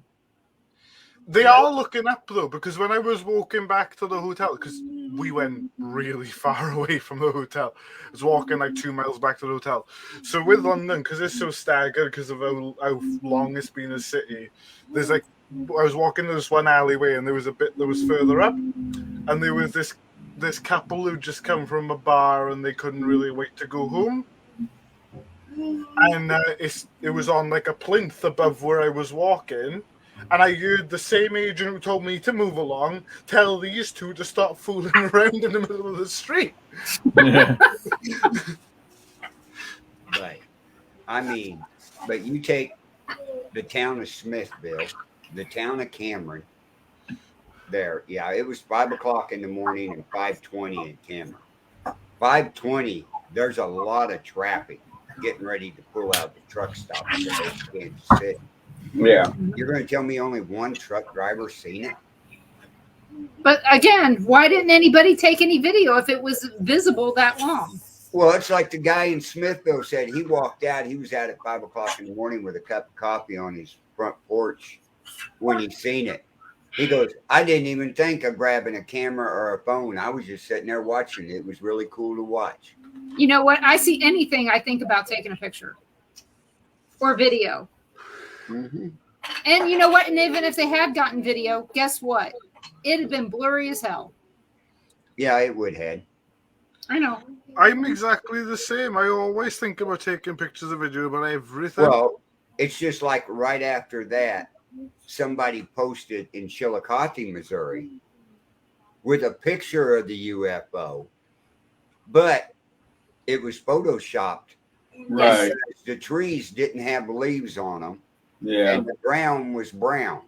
And Our grass up here is green. Yeah. Yeah. We've had a nice, moist last couple months. There we go.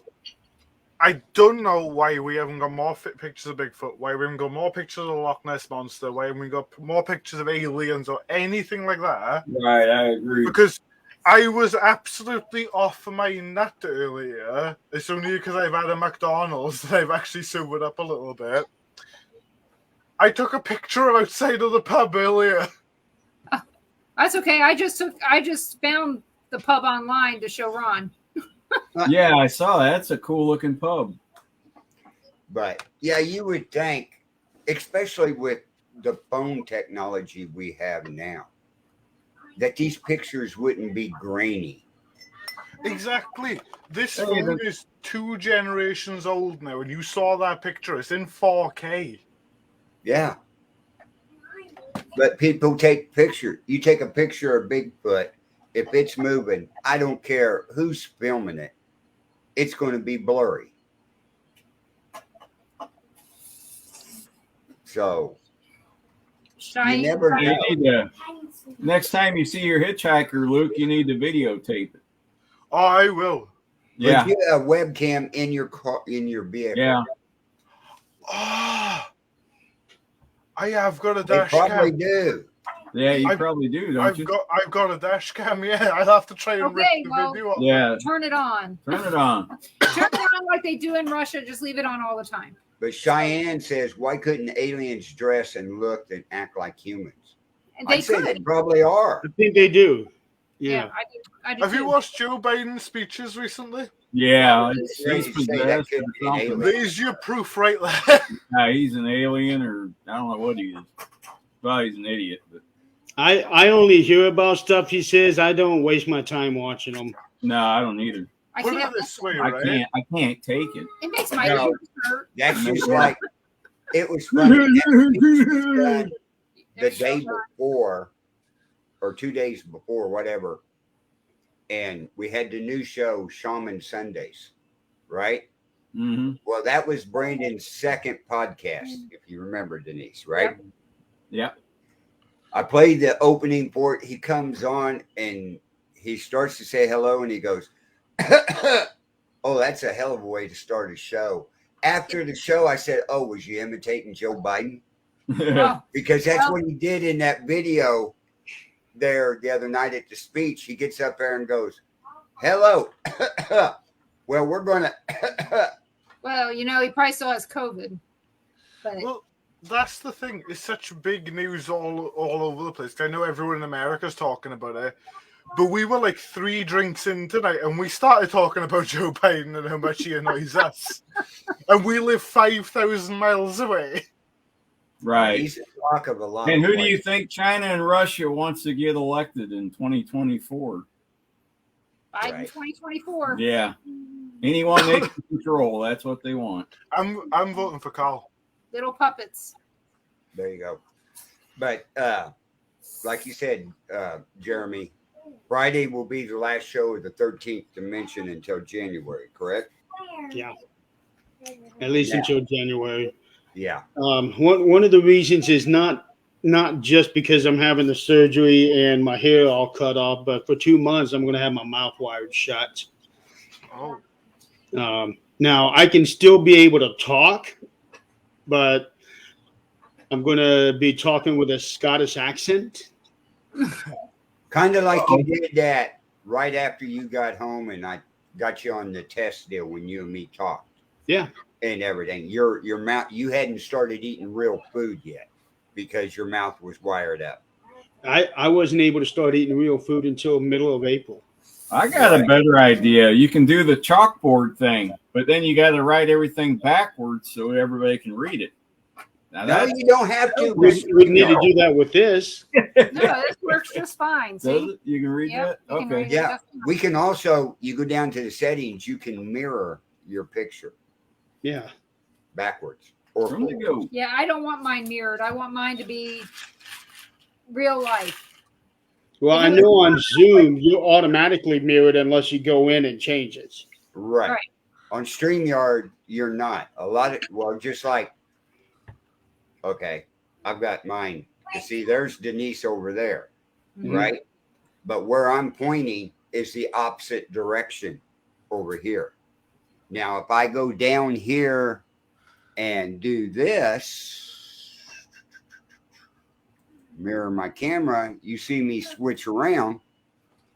Now, I'm pointing to Denise over here. The thing is we didn't see you change. Yeah, you did. No, we didn't. No, Watch we this. didn't. Watch It was this. seamless. It was seamless. Yeah, it was seamless, but watch that microphone.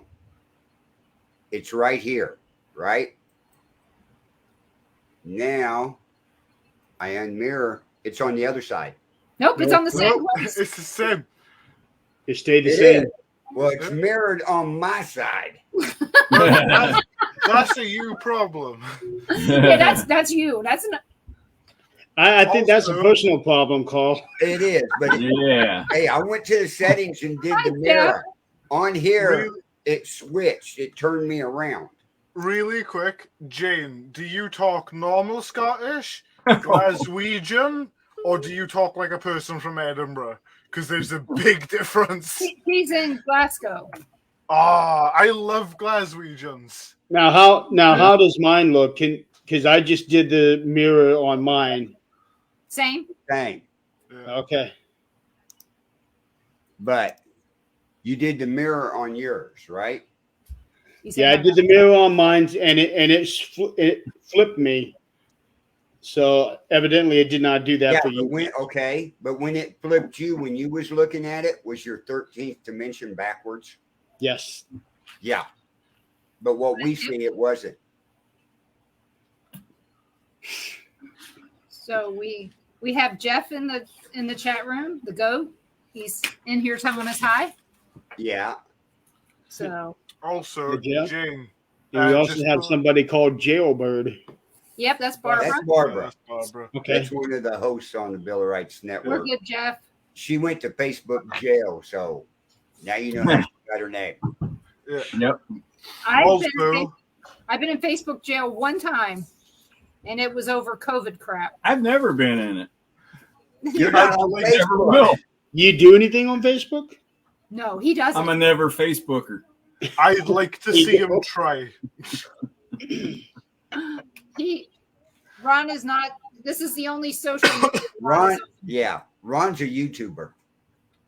Okay. Well, not really. He watches YouTube. Yeah, watch it. Which, speaking of which, I need to watch the investigation at the cemetery. The rest of it. I got an hour and 25. Now I'm starting to get to the stuff that I marked. Right. So we'll give you some more details. And that's another thing. When you go live, you tell the people to turn on their closed captioning. Because we had it. We did. Yeah, because the words come up different in the closed caption. Yeah, we weren't getting a whole lot. We weren't getting a lot of words this time when you're on the Echo Box. Oh, really? Really quickly. Not that many.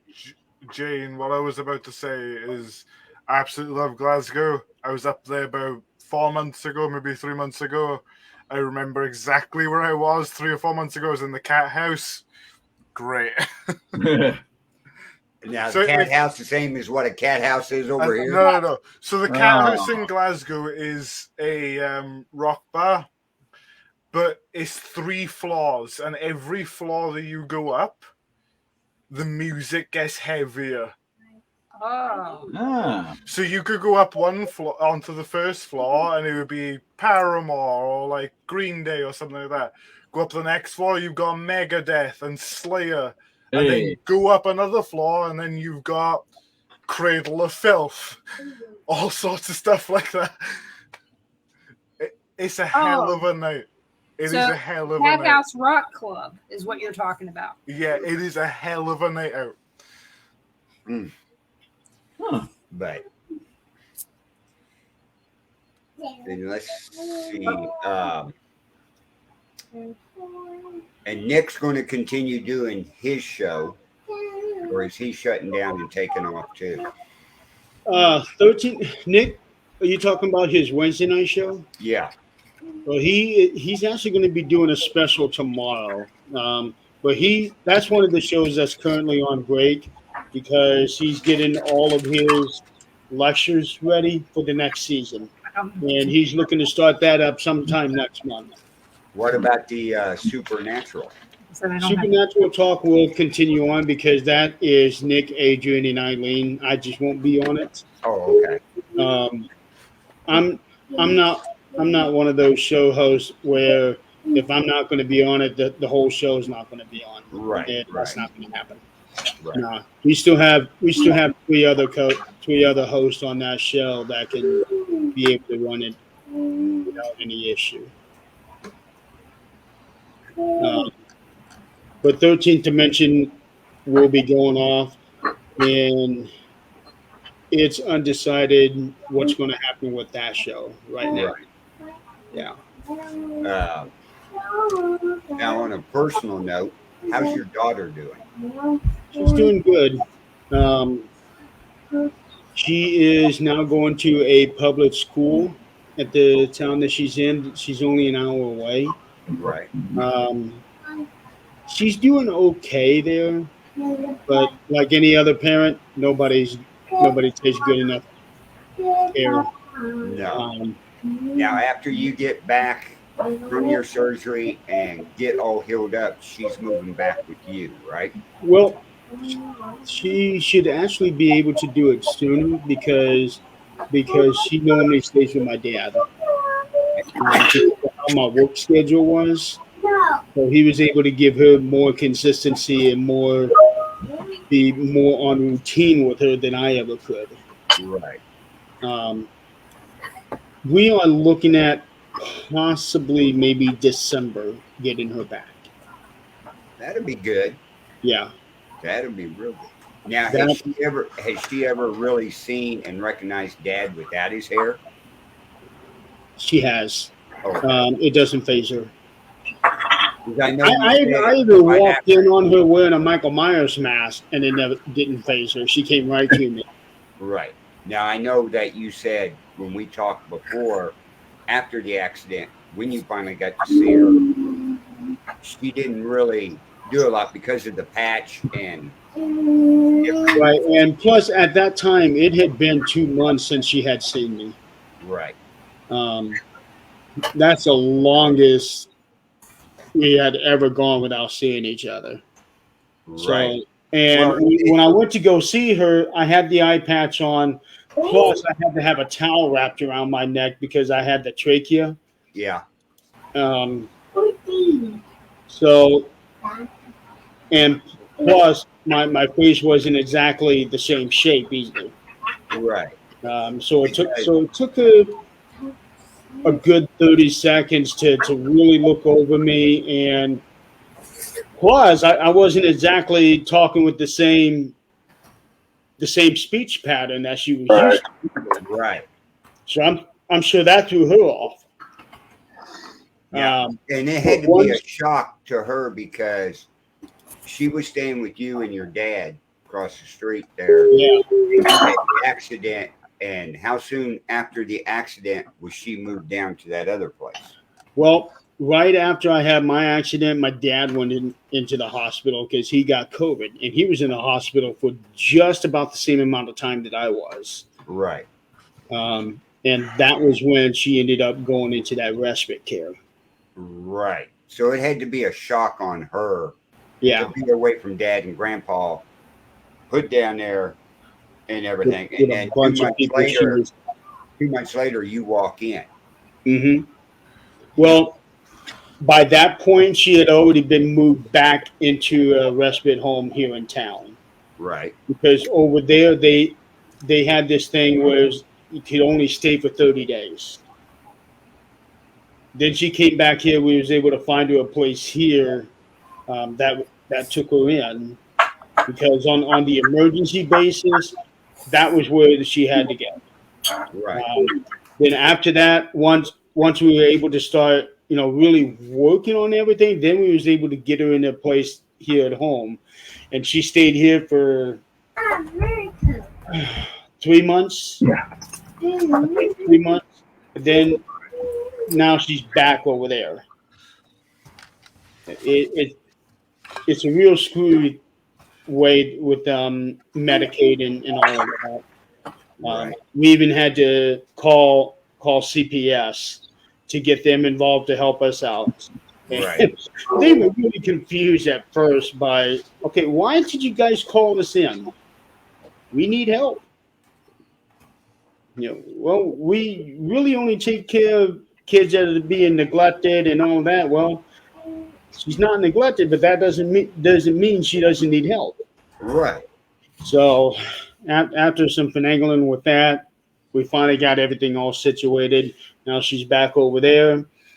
She can stay there now until January, in which at that point, the place here in town will be able to take her back. But by then, we're hoping we'll be able to get her back here with us. Right. And she's how old? 17. 17.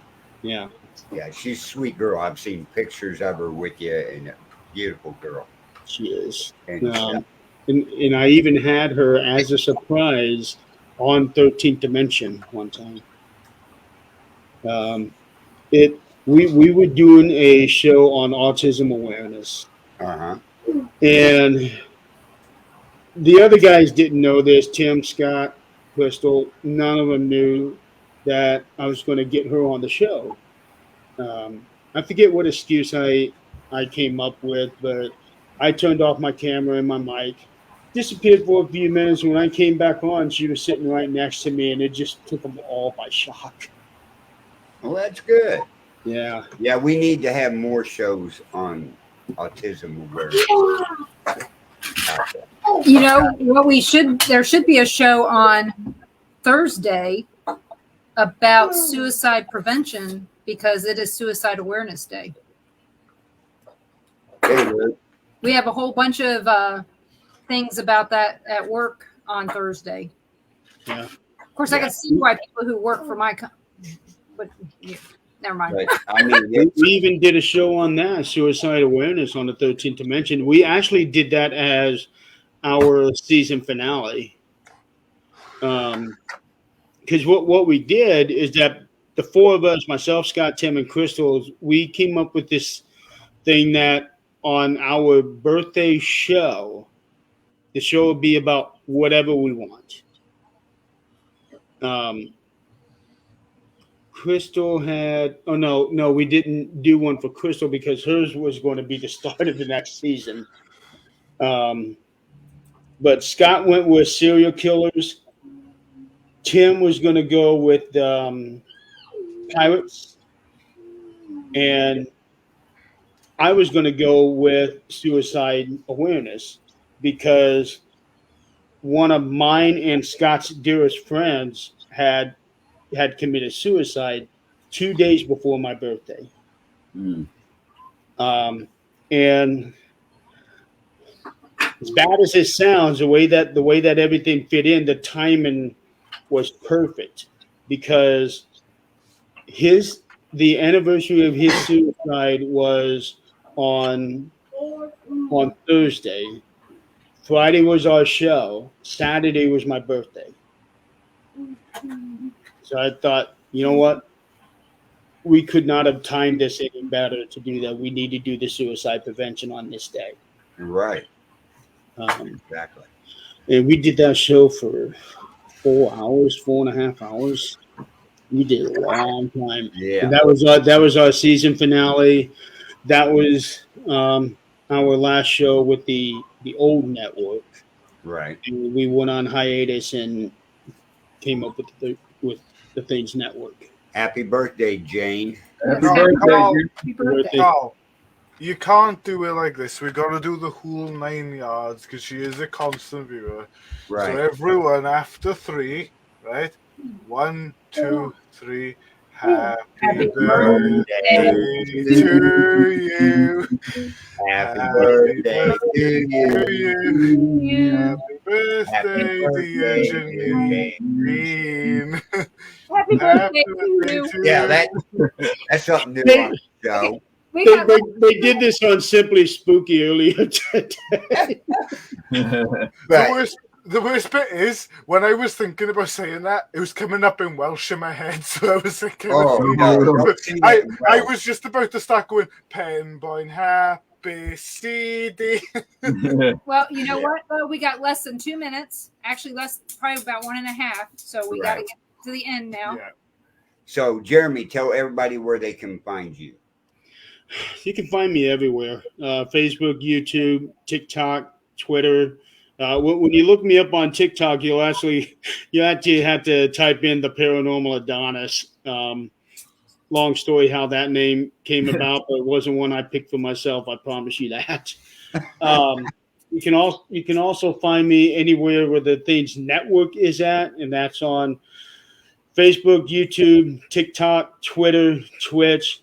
Just signed up on Rumble for that. Also on LinkedIn. Let's see.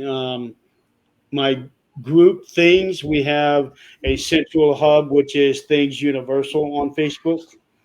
I need to get better at utilizing that one, but the time will come on that one. Otherwise, pretty much just look me up anywhere and everywhere, and I'll be there. I should be.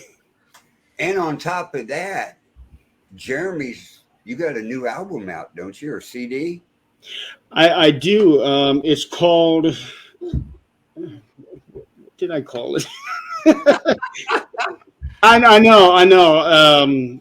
Phoenix. It's called Phoenix. I just released it last month. I have actually completed 2 more because I was gonna do one at the end of this month. And by the time I got done recording, I went through everything. I realized that I had more than half of another album, so I went on ahead and finished that one. So the one that will be released on September 30th is called Songwriter. And the other one is going to be, I'm planning on a November 1st release called Age of the Fall. Awesome. Yeah, and nothing significant about the name of that one. I just took that name from wrestling because I really liked it, so I wrote a lyric around that one. I always wanted to have an album title on that. Also, really quick, can we just acknowledge, because I did just look you up on TikTok, can we just acknowledge that he outdone Jason Momoa with the beat? Yeah, that picture was actually taken last year in September as I was headed out to Fear Fest. And I just took that picture when I stopped at the hotel in Missouri that night. And I thought, damn, that's a great picture. So I just wish you guys had called when you were going through because Nick was contacting me on the way, and I'm like, I had no idea. I did not know you guys at that time. I did not know you guys until we started recruiting for the network, and he told me about before that. I had no idea. Well, you know all sorts of people now. If you want to come down here and investigate, you can stay with me. I got plenty of room. Yeah. There's my barber. There's my barber for Friday night. Yeah. Hello. Hey there, Clarissa. Yeah. So anyway, Denise, tell everybody where they can find you at. Find me on every non-holiday Monday night at 7 p.m. Central on the Paranormal Pride pages and the Bill of Rights pages. And my guest this coming Monday is going to be David Glidden. We're going to be talking about the Paracon coming up on October 7th and 8th at the Haunting History Paracon in Joplin, Missouri. Awesome. Luke, where can they find Luke, where can they find you besides every Thursday night at 7 p.m. CST normally. I'm there doing non-binary. I teach about tech talk and everything. I work in the tech industry. I've worked in the tech industry for a few years. And also on Sundays. Yeah. At 2 p.m. CST. I do Sticky Fingers with Rex, Carl, and me. It is a modeling show. Before you think anything else, it is a modeling show. Yeah, it's a modeling show, folks. We go over tips and things like that, and we also do giveaways and stuff, because I'm a keen modeler, Carl is, and also Rex is. Right. Yeah, stuff your pants. The biggest tip is don't glue your fingers together. And Rex did that on the first show in 15 minutes. Yeah, that's how you got the name. This is why we call it Sticky Fingers. He glued a part to his finger. Yep. So, anyway. My friends. So there's yet another warning label that needs to be put on a stick of glue. Don't do this at home. Right. Yeah. You do that. But on that show, tell all the kids because we're giving away modeling kits. Yeah, I've got 3 kits already bought, ready to give away. I know Rex wants to give away a couple of kits too, and Carl, I'm assuming that you're going to give away a couple. Yeah. The ones that we've got so far, though, we've got a Leopard 3A2, Panzerkampfwagen Aust, Panzerkampfwagen 3 Aust G/F, and also a Land Rover kit as well. Land Rover the Defender 110. Rex is giving away a 68 Mach 1. Oh, yeah, I forgot about that one. You guys need to find a 65 Impala. We can do that. Don't get me started on the 65. Two-door. Okay. What color? And really quick, I'm going to be on another show in an hour and a half doing horror movie reviews. And tonight we're doing my favorite show, Killer Clowns from Outer Space. I'm looking forward to that. And also Thursday nights we have Supernatural Talk at 8 o'clock Eastern. Right. All on the Things Network. But check out Bill of Rights Network on Facebook, Things Network on Facebook, Temple of Phoenix Rising Entertainment on Facebook, where we're live at on this show. Check them all out. They've got great shows on their networks. With that being said, we thank everybody in the chat room for joining us tonight. Thank you for playing along. Stay tuned. Here in another hour, we'll have the Conservative View on here with Barbara and Lorna. We'll see who their guest is. I think it's Phoenix Williams on there tonight. But check that all out, and we'll see you next Tuesday here on Paranormal Nation Radio. Not so normal. Have a great night, folks. Good night, everybody. Bye, guys. Good night.